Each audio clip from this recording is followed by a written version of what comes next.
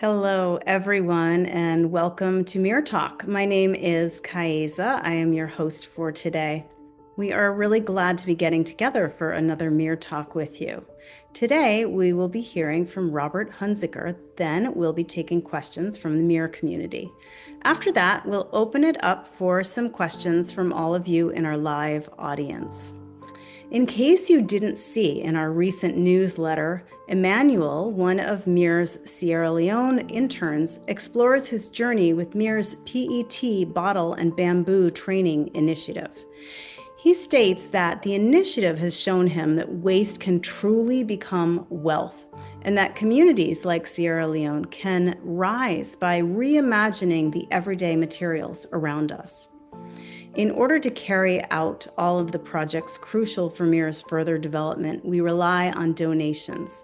If you don't already donate and you'd like to contribute to our efforts to cool the planet, we appreciate your donations, and you can go to MEER.org/donate. Thank you so much. You could also write to info@MEER.org to be in touch. Okay, let me tell you about our guest speaker. Robert Hunziker is an eco-journalist who was motivated to study climate change by James Hansen's 1988 speech to a Senate committee stating the greenhouse effect has been detected. This led to studying peer-reviewed science and a decision to write articles using common language to inform the public. Now over 400 published articles since 2010 in blogs, websites, and magazines. The Ecologist, Brave New Europe, Counterpunch, Presenza International Press Agency, Dissident Voice, Monthly Review, Defend Democracy Press, City Watch LA, Facing Future, Earth, Countercurrents of India, Democracy Now, Z Network. I could keep naming many. So we're so glad that Robert could be here. And if anybody has questions that come up while Robert is speaking, you can go ahead and send them along to co-host Barbara in the chat. Okay, well, thank you for being here, Robert, and we are eager to hear what you have to say. Great. It's really nice to be with you today. And I want to thank the MEER group for holding these monthly chats. I think it's a great idea. The theme of my speech today is I think there's a high probability that climate change is going to get much worse much sooner than anybody realizes. And I'd like to give you an outline of my speech to start so you know what to expect. There are three parts to my speech today. The first part is entitled, America Has Lost Its Soul. The second part is things that bother me a lot. And on this particular topic, I've got four different instances, climate change related events that are extremely troubling that I want to outline for you. And the third part of my speech is a futurist who I've chosen to tell us what's going to happen in the next 5, 10, 15, 20 years, who wrote an article for a presidential commission in 1970 that warned everything that was going to happen. He was 100% right then. I think we want to hear what he has to say in the future. So let's start with America's lost its soul. I think it goes without saying that it has lost its soul, but I'd like to explore it a little deeper. And I thought the best way to do that is to get a historical context. And the best historical context I could find was 200 years ago, late 18th century, French Revolution. And by way of introduction to the French Revolution, I want to read a paragraph to you that's one of the most famous in all of literature.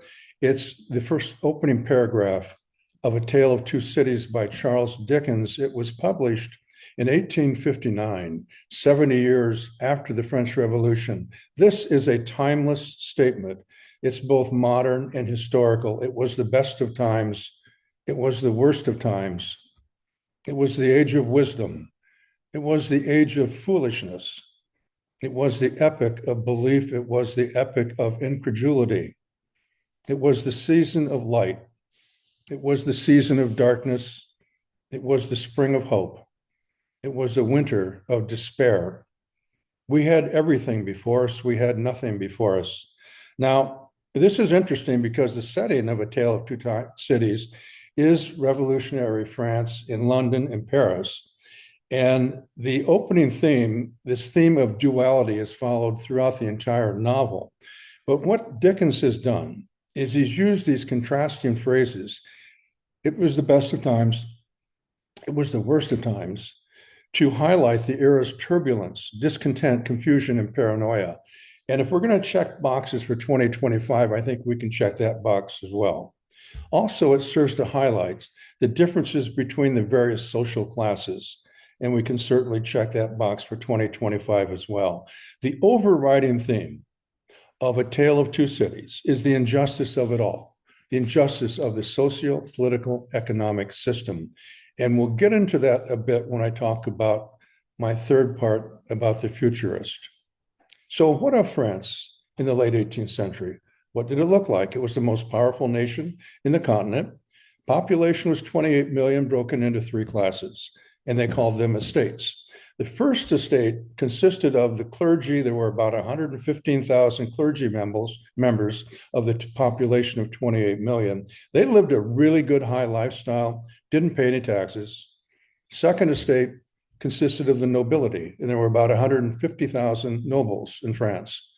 They lived an extravagant lifestyle and paid no taxes. The third estate consisted of everybody else.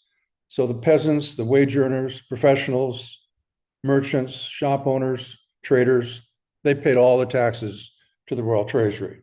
Now, they had their 1% and their 99%. And isn't it interesting how 200 years later, it's the same? Here in 2025, we'll check that box as well. So there's some fascinating parallels to be drawn here. The first is just the overall tone in the countryside in France in the late 18th century was one of tension, confusion, discontent, and anger. And I think we can check that box in 2025 as well. Furthermore, in France, they had autocratic rule. The king was known to be detached and apathetic. He had no empathy for his subjects, and we'll check that box in 2025. They had a corrupt judiciary in France in the late 18th century. We have Citizens United, which was given to us by our judiciary, which has totally undermined democracy. Because what Citizens United means is that you can buy, if you have enough money, a politician, and you can buy policy. So we can check that box in 2025 as well. Also, they had extreme inequality in France, and I've already talked about that. They had their 1%, we have our 1%. Corruption was rampant in France in the late 18th century. If you had enough money, you could buy a judicial seat for yourself. If you had enough money, you could buy an office in the royal administration. When you have a presidency that serves as an ATM in 2025, I think we have checked that box as well. The treasury in France in the late 18th century was broke. It was broke because the king financed too many wars, including the American Revolution, and he lived an extraordinarily extravagant lifestyle in Versailles. And if you've been to Paris, and if you've taken the trip to Versailles to visit and walk those grounds, that compound, you can see how extravagant it really must have been. So their treasury was broke, and theoretically, we're broke here in America in 2025 as well. Ask any economist. The other thing that's interesting is that by the late 18th century, before the 1789 commencement of the French Revolution, commoners were having trouble putting food on the table for the family. They couldn't afford it. As a matter of fact, unskilled laborers, if you look at their wage, they had to spend 90% of their wage to buy a loaf of bread.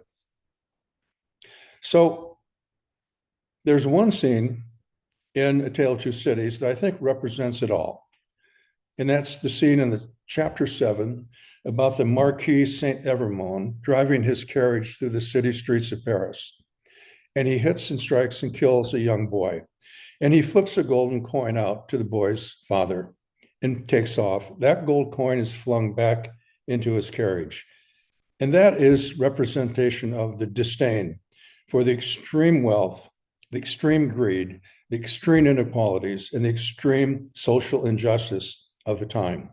There's one final parallel I want to talk about regarding that 18th century period of time in 2025 today. And that is the fact that the philosophy behind the eventual revolution came from Jean-Jacques Rousseau in his book, The Social Contract. It's a pivotal work for political philosophy.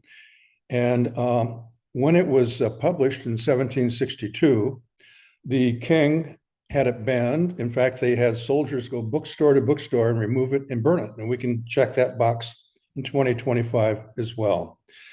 Why didn't the king like the social contract? He didn't like it because it said the legitimate political authority resides with a social contract among the citizens, not a monarch. The second thing it said that he didn't like was that the laws should represent the collective goodwill or the general will, not special interest. And we can check some boxes there as well. So ultimately, the social contract brought to the surface the motto for that revolution of liberty, equality, fraternity. Now, the reason I bring this up is we have a living facsimile of the social contract in Jean-Jacques Rousseau with Bernie Sanders here in America today. He's traveling city to city, delivering his Stop Oligarchy speech. He's preaching the same thing as the social contract preached or said in the late 18th century, exactly the same thing. And when he's gone to maybe half of the states now, the red states, blue states, doesn't matter. Wherever he shows up to a venue, they're hanging from the rafters, they're lined up outside. They want to hear what he has to say. And people are searching for answers in this country today. They're frightened, they're confused, and a lot of times people don't even know what words to come up with to explain what is happening. Bernie Sanders is the hero of our time.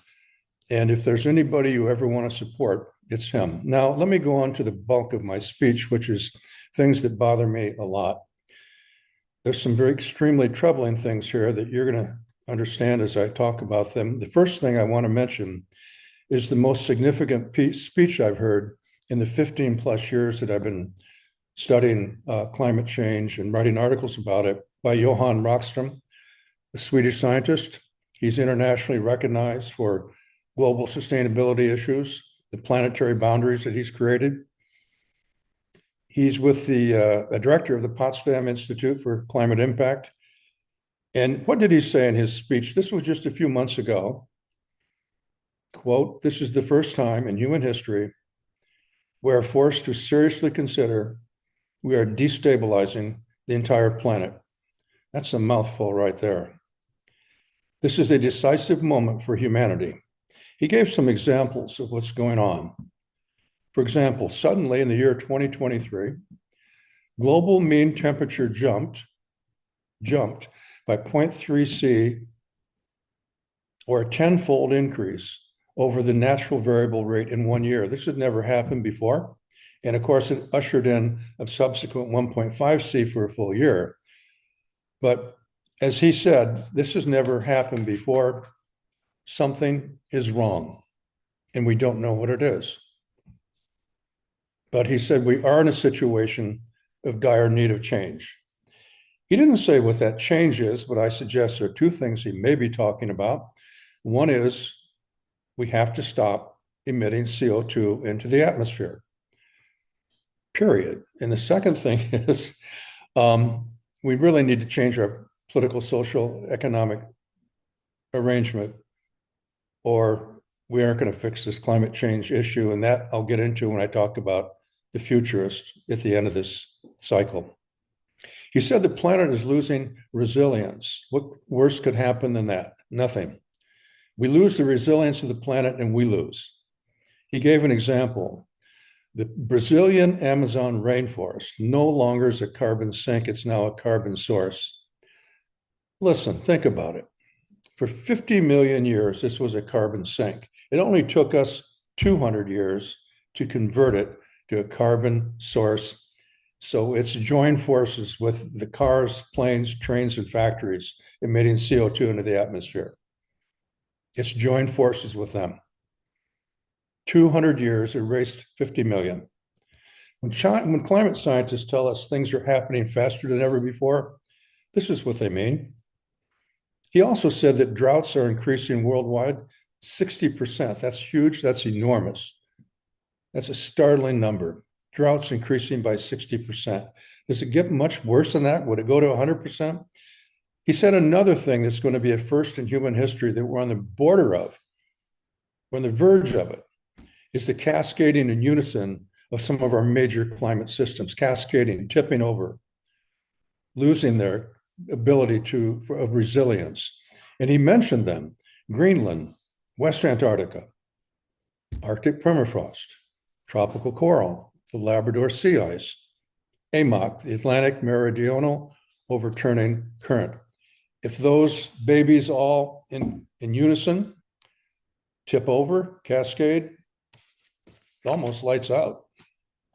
Now, the second thing I want to talk about that really bothers me a lot, and another extremely troubling issue, is there's a fundamental shift in the oceans. And if you look at a chart that's kept by governmental sources at NOAA of the top 2,300 feet of ocean depth, over the last 5 years, the heat content has increased fivefold. The heat content increased fivefold over 5 years. That's just out of bounds craziness. How do we know that? Well, we know that because there are Argo floats, thousands of them, strategically positioned in the global oceans all over the planet.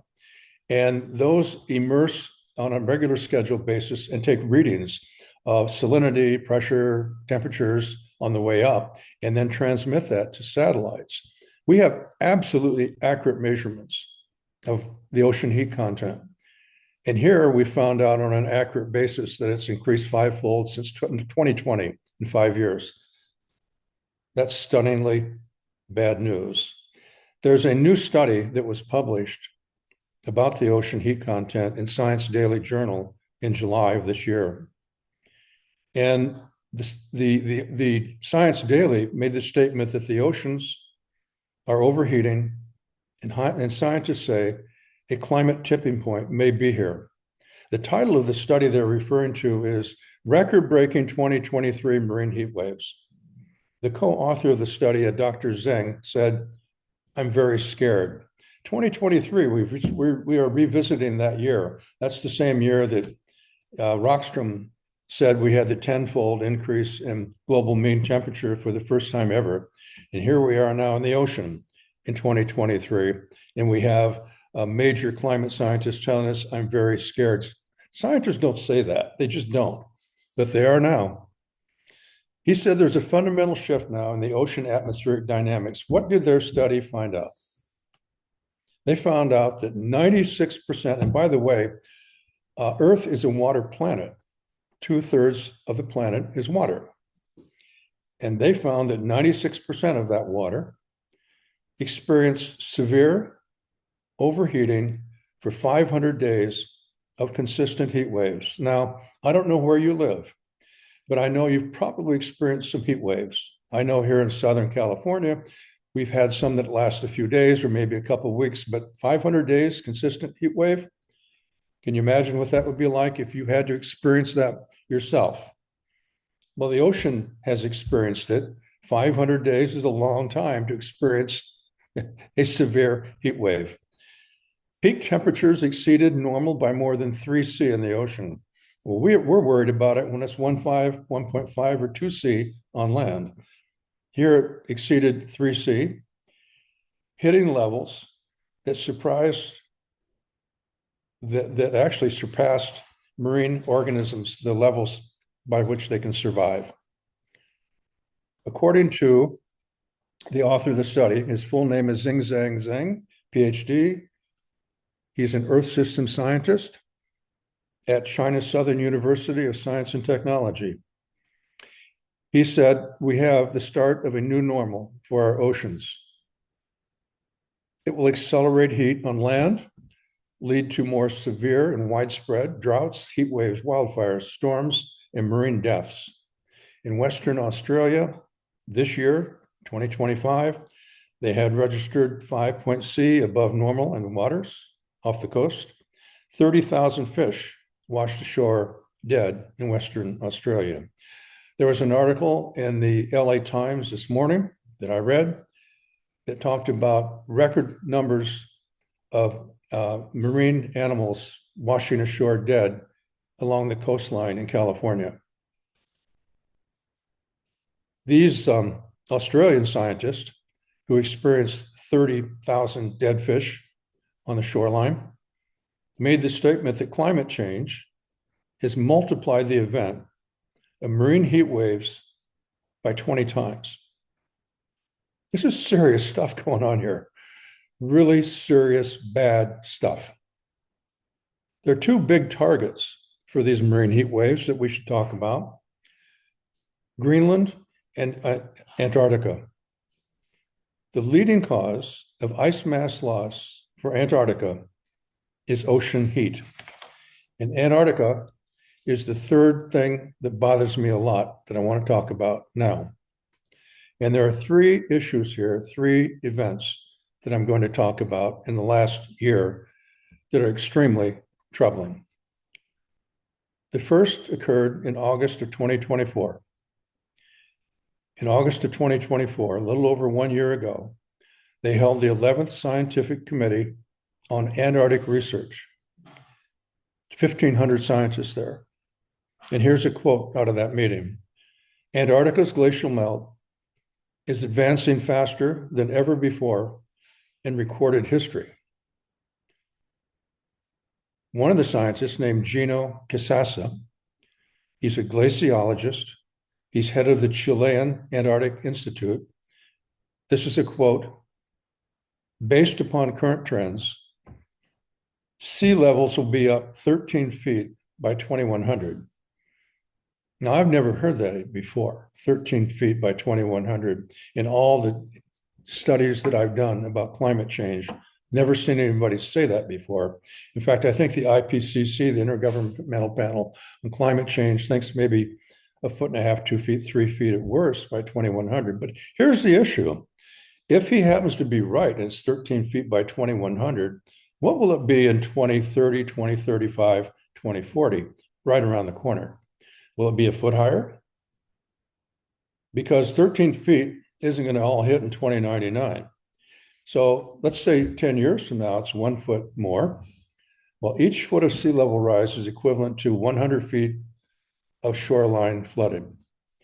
If you get 100 feet of shoreline flooded, some of the major megacities of the world are coastal cities, and these are the ones that are vulnerable. New York City, Cairo, Mumbai, Jakarta, Shanghai, Copenhagen, London, Bangkok, Buenos Aires, Los Angeles, Santiago, Miami Beach. And on the east coast of the United States, which scientists tell us experiences a 2 to 3 times more sea level rise than the West Coast. And I don't know why that is, but you have Boston, New Orleans, Charleston, Virginia Beach, Tampa, St. Petersburg, Galveston, and Southern Florida all would experience difficulties if Dr. Casassa is correct. There's another scientist of this group of 1,500 that made a statement, and his name is Matthew Casado. He's a paleoclimate and polar meteorologist. He's with France's Climate and Environmental Sciences Lab. He's world famous for specializing in water isotopes to reconstruct historical temperatures. World famous. Here's what he said at the meeting. He said the last time Earth had the same temperatures as today, over 100,000 years ago, sea levels were 18 to 30 feet higher, with a lot of contribution from West Antarctica. Now, the Antarctic continent is huge. It's the size of Mexico and the United States combined, and it's broken into 3 parts. The East Antarctica is really the largest portion, and then it's separated from West Antarctica by a huge mountain range, equivalent to the Tibetan Mountains, really. And then West Antarctica, which is geologically extremely vulnerable to melt up, to breakdown. And then you have the Antarctic Peninsula, which juts up towards Argentina. Those are the three parts of the Antarctic continent. And this ice is 1 to 2 miles thick in general on Antarctica. The second event that happened, I mentioned there are 3 different time zones, 3 different times. The second happened in November 2024. So this is 4 months after the meeting of the 1,500 scientists. November 2024, 1 year ago, 450 polar scientists called an emergency meeting in Australia. And they issued a press release. And this is a quote: "If we don't act and quickly, the melting of Antarctica ice could cause catastrophic sea level rise around the globe within our lifetimes." Once again, this is something I'd never heard before other than the year 2025, where I've never heard polar scientists say something like this before. They said we found immense global warming induced shifts in the region. And furthermore, they went on to say that drastic action is necessary. CO2 emissions must stop. The third event that I want to mention about Antarctica, I found in what's called the Polar Journal. It was in March of 2025. And they talked about a Spanish expedition that has discovered large-scale methane plumes erupting from the ocean floor. This had never been detected before off the coast of the Antarctic Peninsula. And this expedition group claims that on the ocean floor, the methane was seeping up from a leak that was 2,300 feet long by 230 feet wide. So that's maybe 1 football field wide by maybe 8 football fields long. That's pretty big. I think that's some work that still needs to be inspected more, looked into more. But one of their scientists of their group said this could be an environmental bomb for the climate. The fourth thing I want to talk about things that bother me a lot, is the worldwide glacier meltdown that's currently underway. And this excludes Greenland, it excludes Antarctica. There was a 20-year study that came out. It was published in Nature magazine journal this year, which is the leading scientific journal. And this is a 20-year study by 35 independent or international teams. And so they said that terrestrial glacier loss is greater than the loss from Greenland and Antarctica. And I don't think anybody that I know of, certainly the IPCC numbers, incorporate terrestrial glacier loss into their sea level rise calculations. Their study discovered what they called staggering volumes of ice loss. 273 billion tons ice loss per year in their 20-year study. And they actually put it into some easy to understand terms. They said that 1 year, 273 billion tons of ice loss could supply the entire global population with drinking water for 30 years. But it's worse than 273 billion metric tons per year. It's worse because it's accelerating. In other words, on the first 10 years, the first decade, it was 231 billion metric tons per year of ice loss. The second half, it was 314 billion metric tons, or almost 40% more. That's acceleration, and that's huge. That's a huge acceleration for these massive ice glaciers melting. The results could be catastrophic. You could have entire countries erased, mass movements of entire populations. For example, the Hindu Kush Himalayas, that mountain range goes across 8 countries, including India and China. It feeds 10 major rivers, which supply water for irrigation purposes and drinking water for a few billion people. Now, the short-term impact of these glaciers is something that's called GLOF, glacial lake outburst floods. And we saw a recent example in Blatten, Switzerland. The village was consumed by a glacial lake outburst flood not too long ago. And a couple months ago in Afghanistan, 5 villages were totally flattened by one of these GLOFs or glacial lake outburst floods. The glaciers are melting so fast that lakes actually form up in the mountains until they burst open. And then you get these huge, unexpected floods that hit. The worst of all time, of course, was in Pakistan a couple of years ago when they had a double whammy. They had heavy monsoon rains plus glacial lake outburst floods. This is the costliest disaster in world history took place, and 33 million people were displaced. 900,000 homes were destroyed. 1,700 people were killed, 12,000 people injured, and tens of billions in infrastructure damage. I don't think we've seen the end of glacial lake outburst floods. The world is riddled with potential vulnerability this way. The other thing that's interesting about loss of these glaciers is they're the water towers of the world. There are some big cities that are extremely dependent upon these glaciers for the water.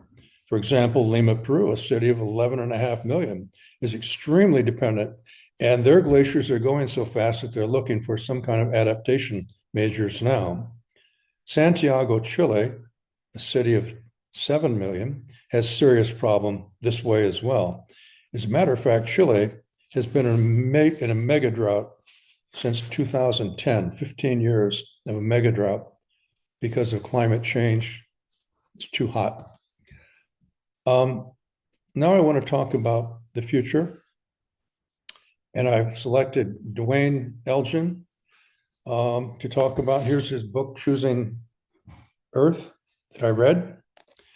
And he the ecologist calls him one of the 10 leading visionaries. He was a senior member of a congressional commission in the 1970s on population growth and the American future.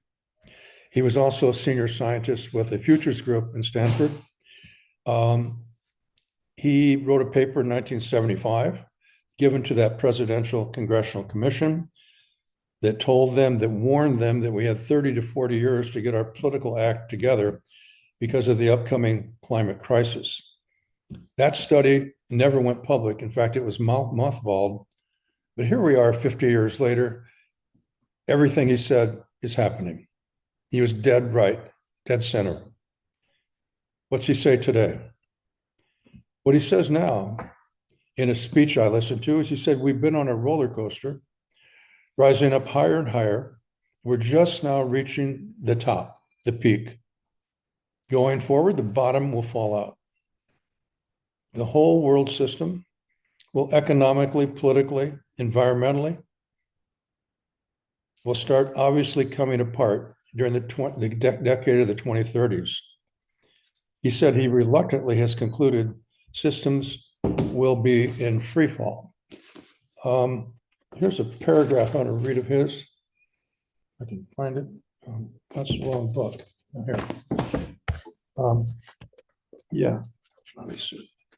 He says, 2030s, the great collapse, free fall. The fragile and complex world system has become so frayed, it can no longer hold together. And with unexpected and breathtaking speed, it breaks apart and drops into free fall. Chaos, confusion, and panic sweep through the world. Vital services are interrupted.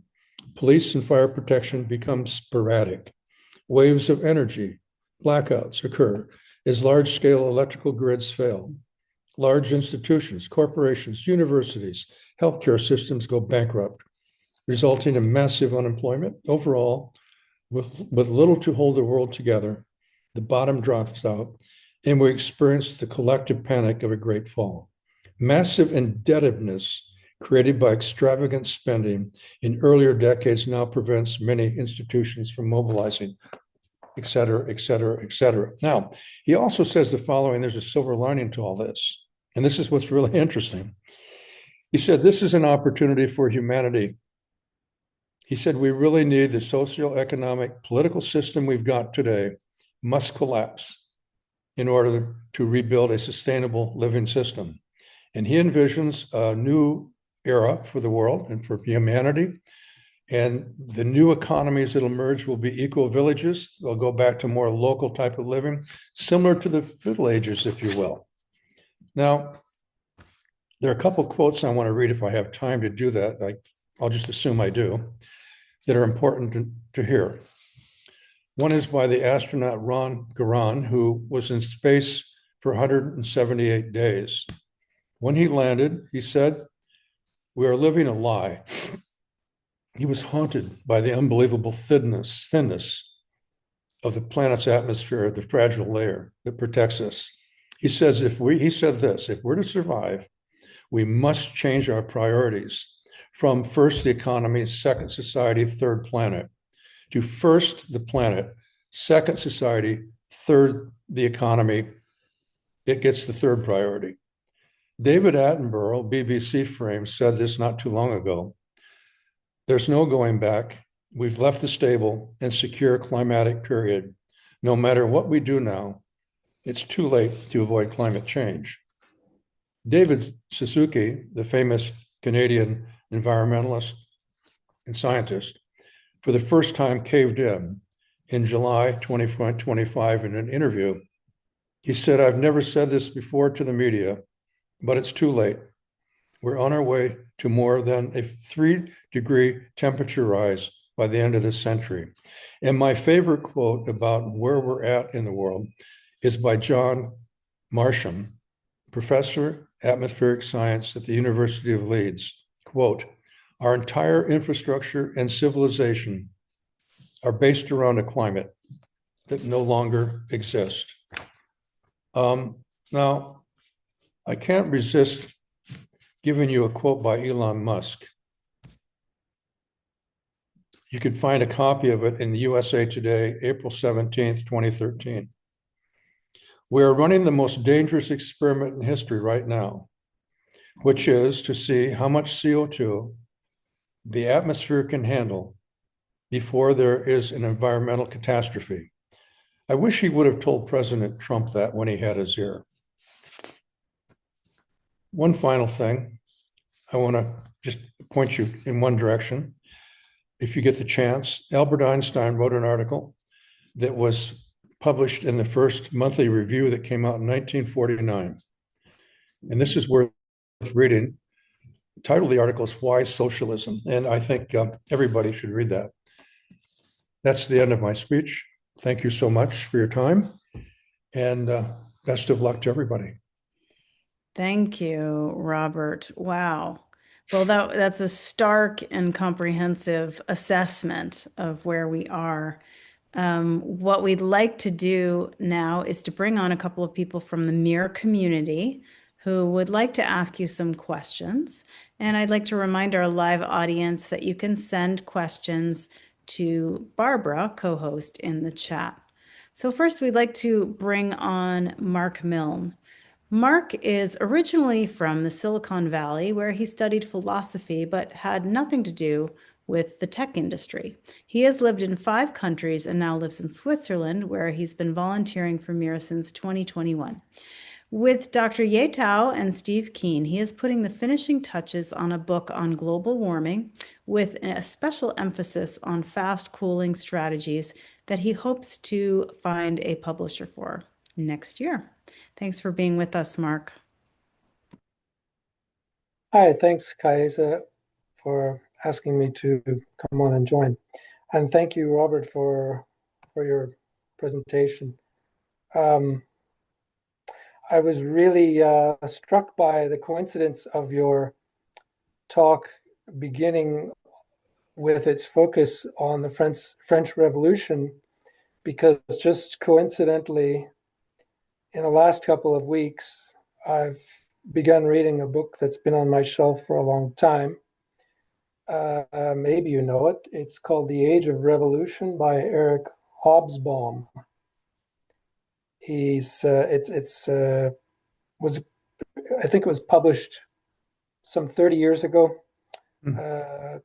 Quite a a big event at the time. Anyway, it's so all these things that you were just explaining earlier about the revolution and all, was just fresh in my mind from reading his book, and it's been quite fascinating.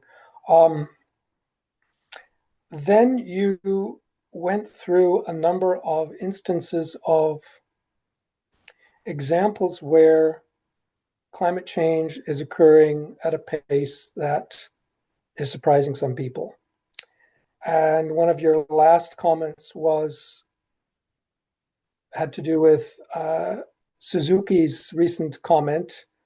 Yes, I've never said this before, and I read that, and then you mentioned the statement from him that by 2100, which is the year that is always coming up in climate discussions, even though it's quite far away, but it's a nice round number, so people look at that at the end of this century.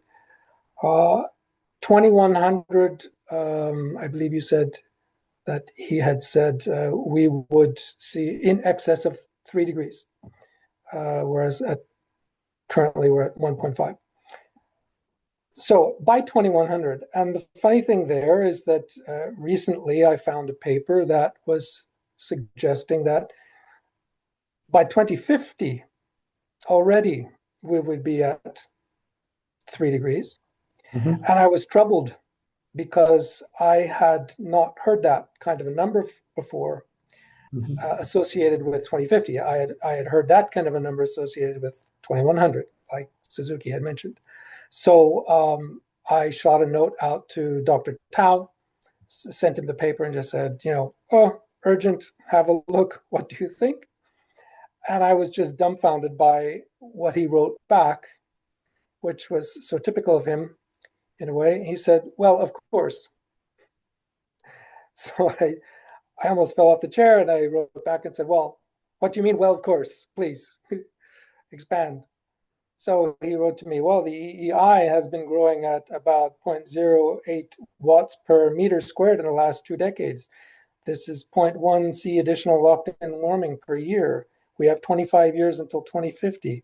So if historical trends continue, we would have an additional 2.5 C additional locked in addition to the 1. C locked in by the current 1.4 watts per meter squared of EEI. So locked in warming by 2050 would be 4.2. That's warming over a century scale. So over a 10 to 20 year scale, we have about half. So anyway, 3.5 in excess of 3 by 2050. So that's, for me, was the most recent, excuse me, faster than usual or faster than expected statistic, which I'm still trying to wrap my mind around. I wonder if the question that occurred to me was, so when did you first start publishing on climate subjects? It was in 2010. Okay, that's okay, right. Yeah. I'm just wondering if you can comment on how things have changed since that time in, I don't know, in that field of publishing in climate in popular media, news media, and today. Is there any kind of thing that you might be able to tell us that would be interesting or? So yes, since 2010, I've seen a dramatic change in the things I follow. For one thing, scientists are speaking out way more today, much more today than ever before. They've always been very cautious with their words and careful about what they say in the past. And now they're just almost screaming at the top of their lungs, we have a major problem. And yeah, if you're right, and if it's 3C, let's say by 2050, well, look at the problems we're having today at half that rate. Today, these things that I just mentioned a minute ago, these are coming from some of the top scientists and top, peer-reviewed studies ever, and it's happening this year. And you've got the scientists they're just saying, help. when you had 450, the things that really blew my mind was when 450 polar scientists said, we have to have an emergency meeting in Australia 1 year ago and let the public know what's going on here. And they're saying in clear, plain English, catastrophic sea level rise within our lifetime. No one had ever said that before. When I started in 2010, East Antarctica was considered the Rock of Gibraltar. Don't worry about that one. Well, they're worried about it now. They're sweating that one now. And they're really sweating West Antarctica. And of course, you have the Doomsday Glacier, the Thwaites Glacier. You know, this is interesting. There's a study group of 50 scientists around the world for just that glacier. It's the world's largest, most unstable glacier. It's 80 miles wide, and it has its own study group. That's bizarre. I mean, there are 500 glaciers in Antarctica that have names, and there are a couple thousand that don't even have names yet. And this one, the Doomsday Glacier, has 50 scientists following it. What's that tell us? That tells us that that's big trouble. In fact, there's one group that's working on somehow coming up with a way to save the Thwaites Glacier. And they want to put some kind of they want to construct some kind of a vinyl shield to actually drop into the water. And they're talking about the cost would be, I forget, astronomical to do this. But I doubt that would, I guess common sense tells me that may not work.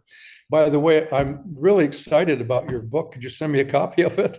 I want to see that. Well, if it's to be, then yes, certainly. Yeah, I'd love it if you'd send me a copy of it. Definitely.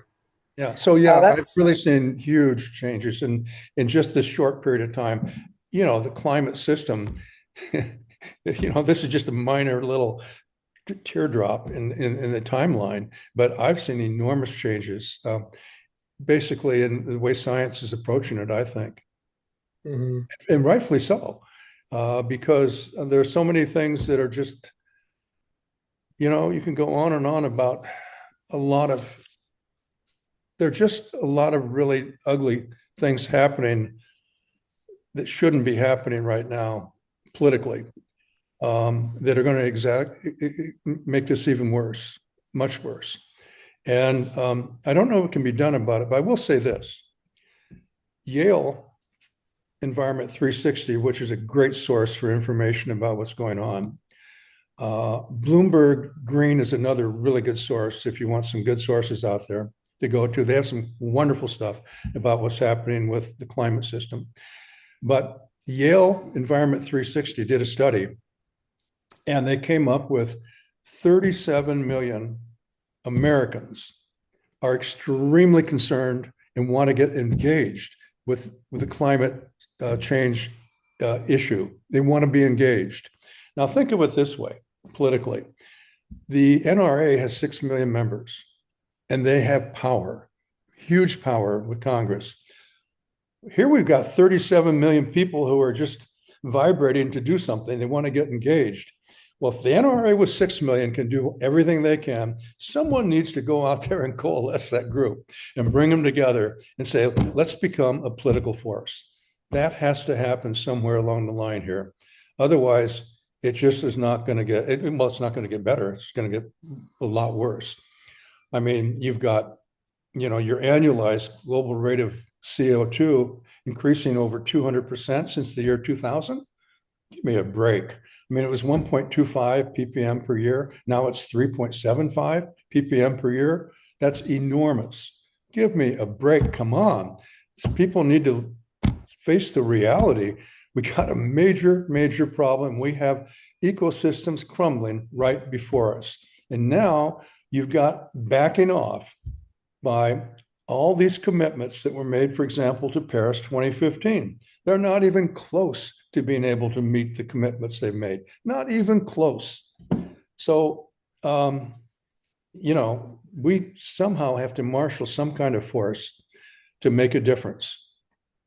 And those 37 million people are out there. Maybe we could get them to join with Bernie somehow. I don't know. Could be. Well, it's definitely worth thinking about, and those numbers are not small. Yeah. Mhm. Thank you, Robert. All right.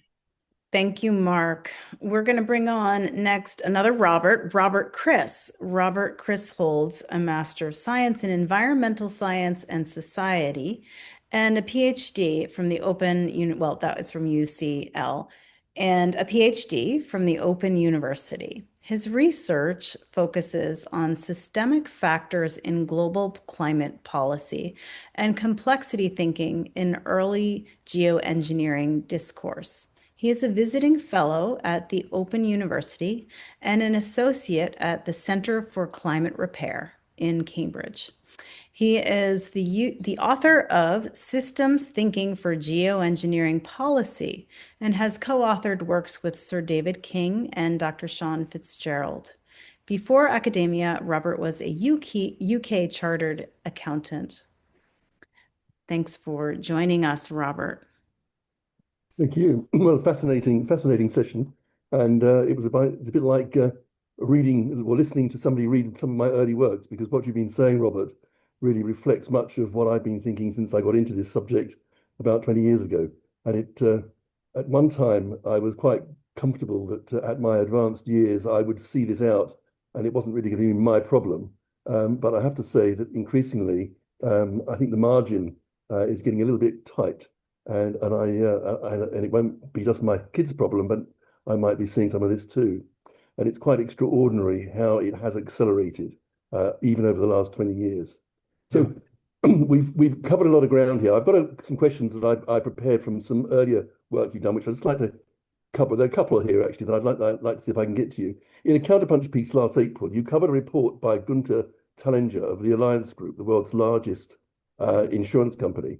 And your opening line, broadly agreeing with the central thrust of Thallinger's comments, was, quote, capitalism is under threat of destruction by excessive levels of CO2 emissions, which cause radical climate change. And you quote the following observation made after he had explained that the risks would become too great for the insurance premiums to be affordable, and the government would be unable to pass the risks through taxation onto society more widely. And Thallinger commented that at 3 degrees, the level we've been talking about this evening, risk cannot be transferred because there'll be no insurance. Risk cannot be absorbed because there's no public capacity. And even worse, risk can't be adapted to because we'll be beyond the physical limits that are needed. And that means, Thallinger said, no more mortgages, no new real estate development, no long-term investment, no financial stability. The financial sector as we know it ceases to function, and with it, capitalism as we know it ceases to be viable. Now, you were very positive about this article, and your one negative comment was that he didn't cover the politics enough. But can I ask you whether or not a more trenchant criticism from you might have been that a more meaningful and proactive criticism would have been to pick Thallinger up on his failure to acknowledge that when he refers to, quote, the only two levers at our disposal, namely emissions reductions and greenhouse gas removal, that these two levers alone represent a very high risk of failing to avoid the end of capitalism that he foresees. And if there is to be any real hope of doing that, serious engagement with the third and most powerful lever of all, solar radiation modification, is essential and urgent. How do you feel about that? Let me be sure I understand the question correctly. Are you telling me how I feel about the statements by insurance executives that were impinging upon a viable capitalistic system? Well, less so. That's more, I put that in more for context for the listeners. You'll obviously be familiar with that. And I thought it really sets out that first part of the question really sets out the context, which actually you've done very well already this evening. But the real focus of my concern here is that this constant cry that we need to step up emissions reductions and step up removal of greenhouse gases from the atmosphere, there is plenty of mounting evidence that this simply will not work fast enough to be able to avoid the kind of calamity that Thallinger is talking about, that you are talking about, that increasingly is being discussed within this sector. And that solar radiation modification, which is a kind of a big taboo subject, is now the only feasible way of keeping temperatures under control whilst we get the rest of our act together.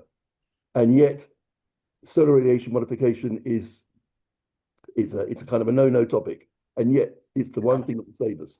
How do you feel about that? Solar modification. Yeah, I know. It's a real complex subject for me because I have trouble coming up with all of my writings and studies that I do is always based upon peer-reviewed research.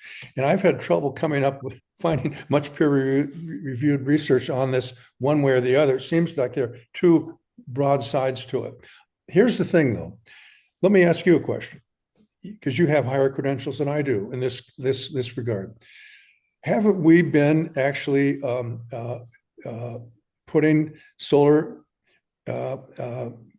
radiation impacts into the climate ourselves with CO2 into the atmosphere and these kind of things, greenhouse gases? Haven't we been doing that ourselves already? Well, of course. I mean, we have been modifying the climate, which Yes. is what climate change is all about. But, Yeah. but we have been doing it inadvertently. Yes. And the whole principle with the solar radiation management is that we're going to now do it purposefully, and that makes a lot of people very unhappy. Yeah, and I don't know how to come down on that myself. I really don't know where to come. I don't think I understand it well enough to try to, address the subject. To be honest with you, I've read both sides of the argument. I've done that, but I've never come down on one side or the other in my own personal thinking. I do think, though, that we are in a desperate state. So from that standpoint, I think we need to do it. I think we're going to need to do it. Yeah, I think, this is not my platform here, but what I would say to you, Robert, is perhaps it's a topic you might want to read more into because the two legs of emissions reduction and greenhouse gas removal are not enough. No, they just won't work. They just won't work fast enough because what people don't seem to understand, and I'll just make this one comment on this, is that carbon dioxide is an incredibly inefficient climatic force. And by that, I mean you have to have vast amounts of it to make a small difference. But we've been putting vast amounts up. But now to get that all out, when we're talking about gigatons, this is big numbers. I mean, the global production of oil every year is 5 gigatons less. Yeah. The global production of coal is 7 gigatons. But here we're talking about 30 gigatons, 40 gigatons of carbon dioxide. These are enormous numbers. Let me move on to one other question, which I think you might feel more comfortable with. I want to refer back to the Thallinger piece because you said in there, you talked about the politics, but I want to suggest to you that far from politics being the biggest impediment, which is what you suggested, isn't the elephant in the room that we don't really care enough about the future of humanity or the rest of life with which we share the planet. It's our consumption, it's our gratification that really drives us. We want more of it. We're not really satisfied with just enough. All those faceless future folk can make their way in the world as they find it, just as we did, and all the countless generations before us did. The spike in the human population since pre-industrial times can be seen as little more than an ecological aberration, soon to be corrected by the forces of nature. Let the cards fall as they may. Isn't that the public mindset that underlines the politics? And yes, aren't the politicians in effect powerless to act if those on whom their power depends aren't on side? Isn't a real problem here with the climate policy that the vast majority of ordinary people are all wrapped up in the here and now of their daily lives, and they don't want anything to disrupt that, even if it is at the expense of those future folk? Well, you're going to force me to read one more quote by Albert Einstein here that answers your question, what you're talking about. You want me to read it? Sure. This is out of that article I mentioned in Monthly Review. This is a quote out of Albert Einstein's Why Socialism? Capitalism as it exists today is, in my opinion, the real source of evils. This is Albert Einstein. I am convinced there's only one way to eliminate these grave evils, namely through the establishment of a socialist economy accompanied by an educational system which would be oriented towards social goals. And that's what we really need to do. And I think that's also what Dwayne Elgin is talking about in his book, Choosing Earth, that I read and talked about today. We need to change the socio-political economic system, otherwise it's lights out. We're not going to get this thing corralled soon enough. It's not going to happen. This idea of trying to capture CO2, it's like taking a pea shooter to Ukraine to the front battle. That's what that amounts to. Any studies I've ever seen. So it's an insurmountable problem. Maybe it has to crash on its own, huh? Oh, great. Okay, I've got some more questions, but I'll leave them if there's time and space. I'll come back, but I'll move on to let others come back. Okay. Thank you very much. Did that Thanks. answer? Well, Yeah. yeah, it does answer, by the way, Robert. I mean, the systems view that I have here is that the collapse is a necessary phase before the renewal. Yes. And there is a process here that we see in complex adaptive systems throughout time and history, and across all sorts of systems, human systems and non-human systems, where you have this structure, and we are caught up in it. The great thing is that when you're on the verge of collapse, the vast majority of people don't recognize it. You know, just think back to the fall of Rome. Did people, in 400 BC, in 400 AD think, hey guys, this is terrible, it's all going to fall apart? Of course it didn't. They were living high on the hog. And then suddenly, bang, it all goes. And yeah. The thing about the collapse phase is always very rapid, messy, unpleasant, but it's quick. Absolutely. Yes, exactly. Yeah. Interesting. Thanks. Okay. Thanks, Robert, for your questions and thoughts. We're going to bring on one more person from the MEER community, and this is Jeffrey Boyd. Trained first as a mathematician and later as a physician, Jeffrey began his career working in hospitals before turning his focus to the global implications of climate change. He discovered MEER 9 months ago and has been engaged in MEER's mission, and we're so glad, Jeffrey. So take it away. Go ahead. Well, thank you very much. I was putting forth several times every week on TikTok and Instagram something called the Climate Cartoon Show. And I offered to offer my skills in cartooning and catchy things like that to MEER, but then it occurred to me that that would be detrimental to MEER because MEER wants to be scientific, and I know what science is, and not controversial. But I want to challenge the possibility that perhaps it's time for you, Mr. Robert H. and MEER, to think about trying to come up with a way, a really pithy statement of what really is needed in to put forth the next step. And what I think it is something along the lines of there being a form of solar radiation modification that is ethical and politically feasible, which is mirrors instead of modifying the stratosphere.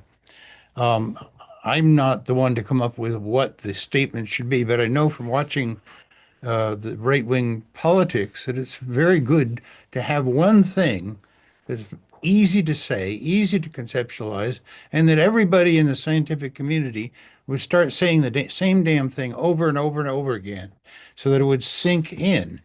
Because it seems to me that some of what you're talking about, I agree with, well, it's fine. Let's make it socialism and let's talk about, how can we monitor what's happening in Antarctica and the ocean? I think those are the things that are central of importance, but they're not going to, we scientists are not going to be getting the attention of the public unless we simplify it beyond the extent to which scientists are capable usually of speaking.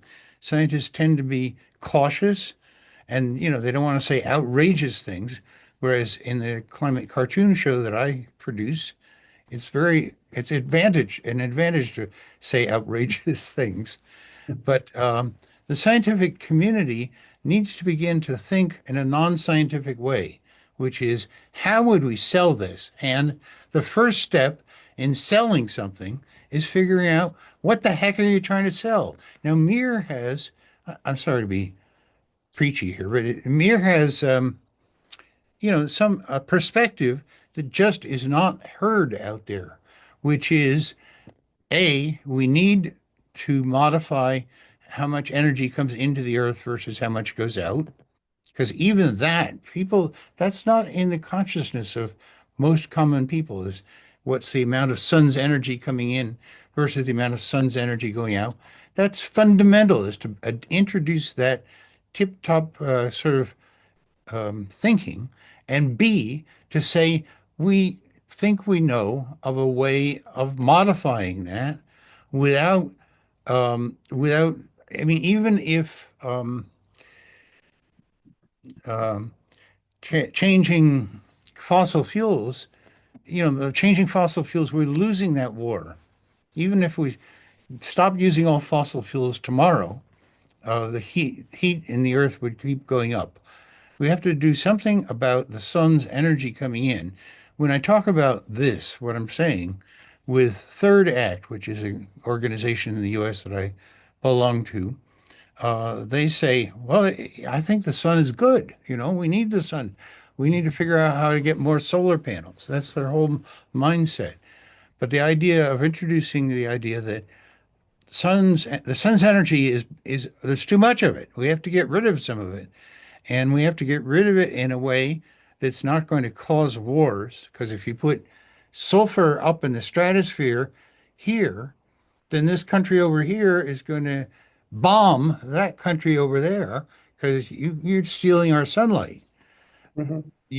In order to be realistic about changing the sunlight balance, you have to figure out a way to do it that's ethical and politically feasible. And I don't know any other one than MEER, and MEER is capable of it. But we have, one of the things is we're trying to establish the science so that it's credible when people panic and say, "Oh, we want to spend $1 trillion doing something." That we have a plan for that's going to hold up to scientific review, and that's the point of MEER is to be a scientifically credible organization and not a social movement. But we have to stop ignoring social movements. We need to find some pithy way of figuring out what we want in a very practical way, like I'm saying, not talking about socialism, but talking about something very specific and something that addresses the fundamental issue of the balance of energy. So you're talking about creating focus for people. So they, Exactly. and Create.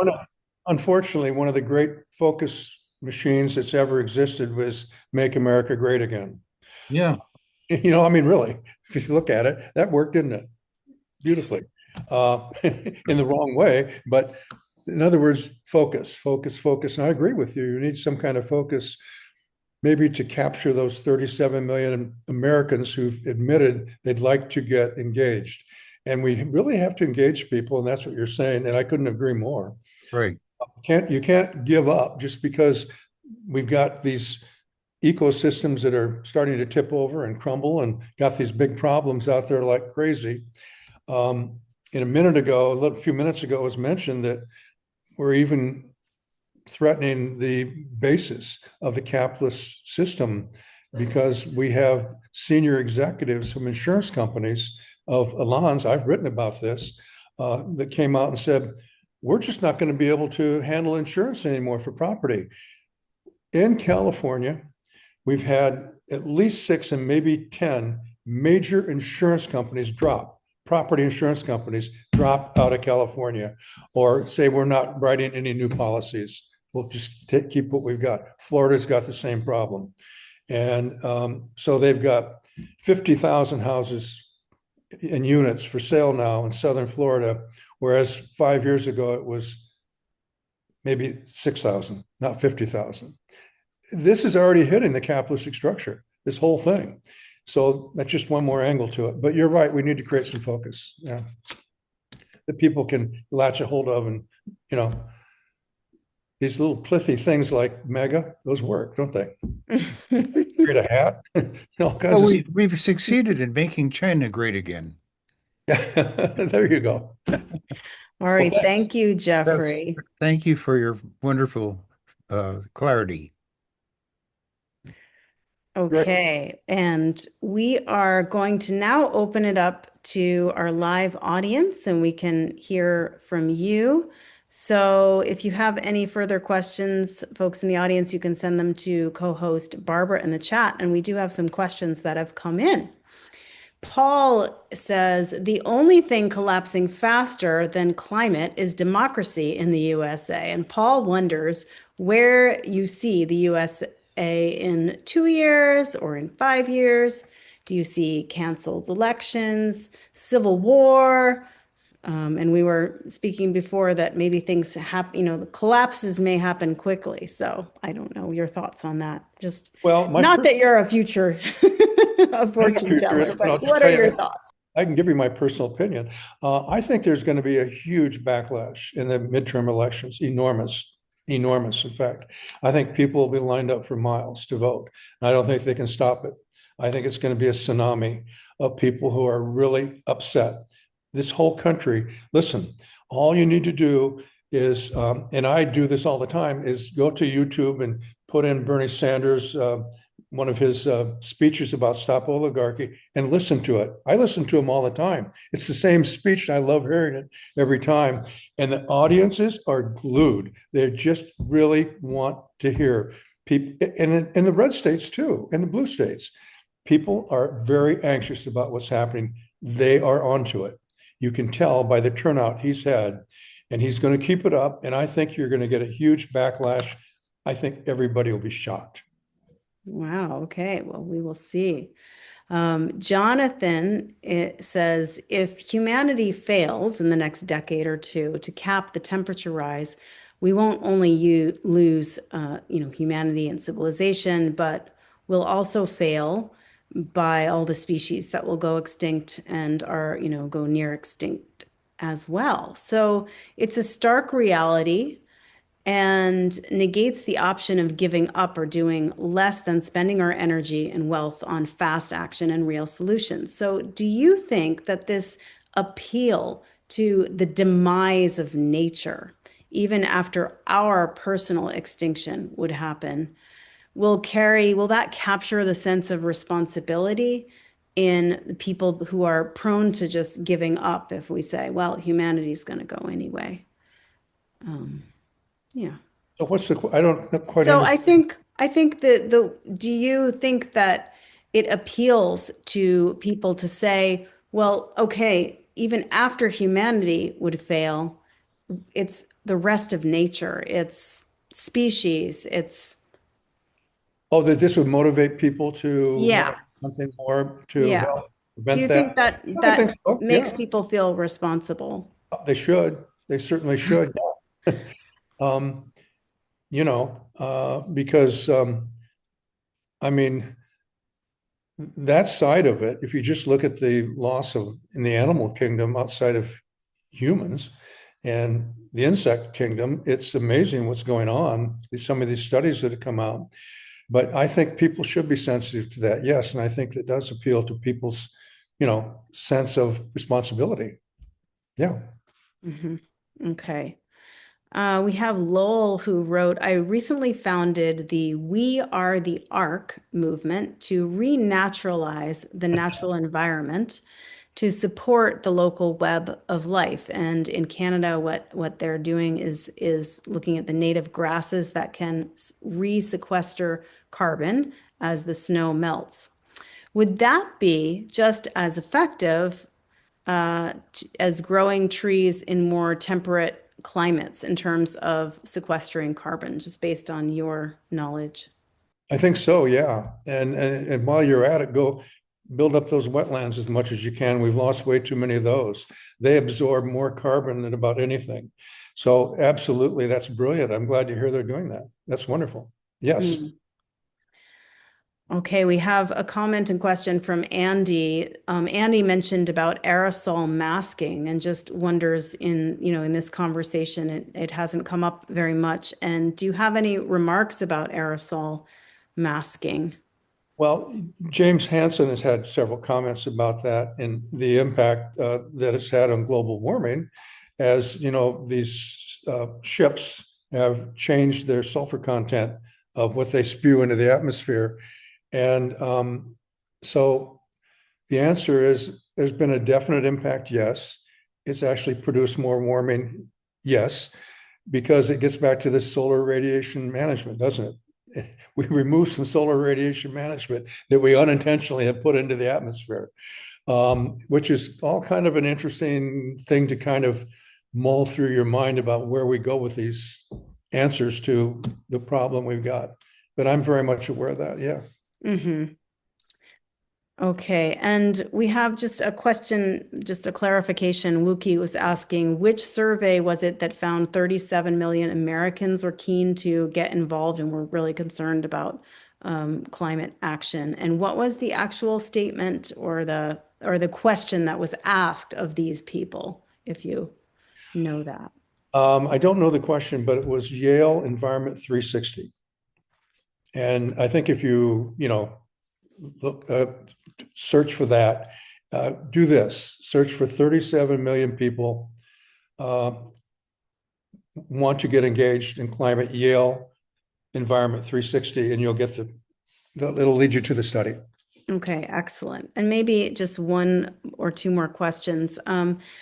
Bernard is asking, do you think that humanity's collective race to world war could be our unconscious method of avoiding having to radically change our way of life? Is it kind of like a distraction method?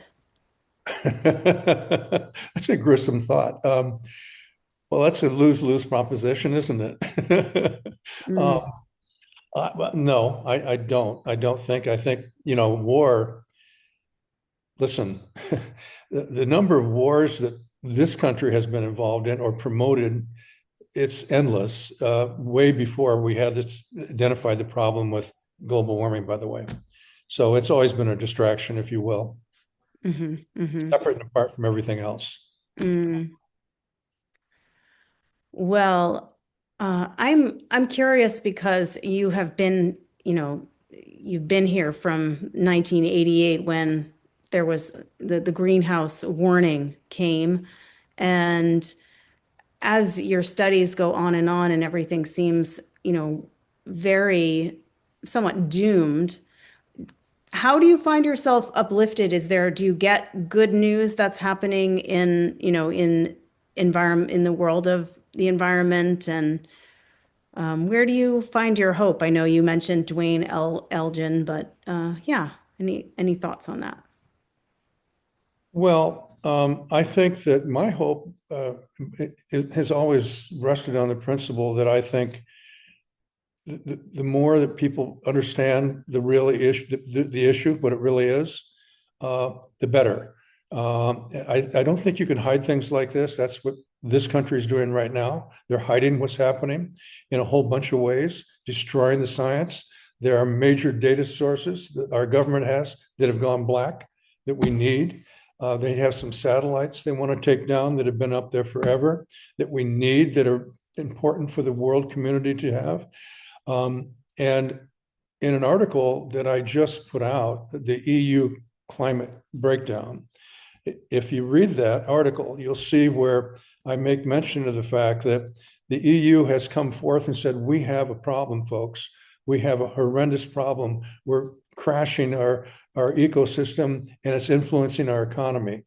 They've exposed all the citizens of Europe to the problem they've got on the 7-year study they do every 5 years, or the 7th 5-year study. And I thought that was brilliant. They'd come right out in the open and say, we have a problem. We're undermining our we have crashing ecosystems, and it's undermining our economy.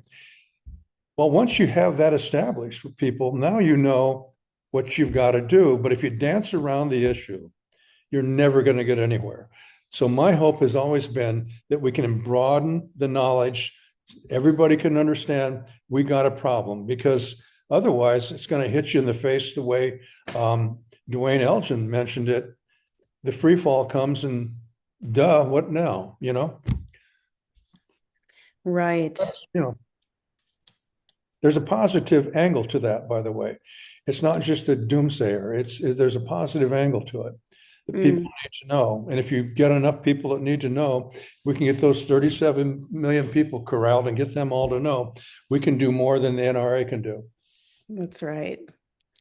Well, thank you. And that's a great note to leave us on. We want to really thank you and appreciate you for coming and sharing your knowledge with all of us and furthering broadening our education on this. Okay, great. Thank you. At MEER, we are working to help educate the public while also developing technologies to help curb the warming on our planet. We invite you to keep learning about Earth's energy imbalance and climate science on our website. We're primarily a volunteer staff, so please consider making a monthly donation of any amount if you've enjoyed being here or you watch our MEER Talks. You can check them out on YouTube at MEER SRM, and also check us out on social media. You could also tell somebody else about what you learned today and invite them to our next MEER Talk, which will be November 6th. And just a heads up that that's a Thursday. It'll be Thursday, November 6th, when Dr. Taye Nissan-Meyer will present. So thank you everybody for coming. Wishing you well. Bye for now.